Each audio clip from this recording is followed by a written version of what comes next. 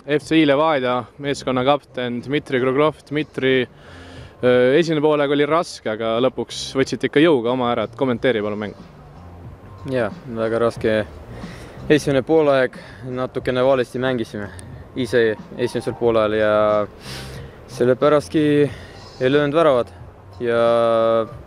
Aga ülesandeks oli võimalikult kiiresti ära lüüa ja otsustada seda mängu. Mäng oli esimese või teise väravani. Mis see tähendab, valesti mängisite? Mis te siis tegite niimoodi, et mida ei oleks pidanud tegema?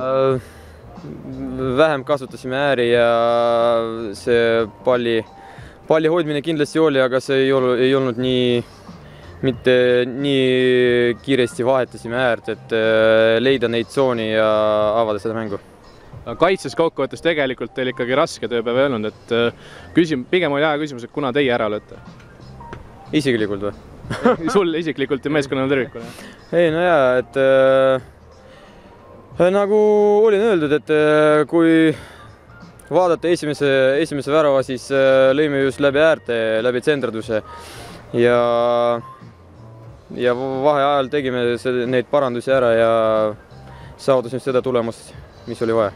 Oled välja kuulutanud, et Eestis tahab Levadia ikkagi kõik mis võimalik võita, et 2 karikat on olemas, aga liigas on tegelikult seis raske praegu, 7 punkti pärast tänast on Nõmme Kaljuga vahe, et on meeskonnas ikka motivatsioon veel 100% kõrgel ja võideldakse ühise eesmärgi nimel.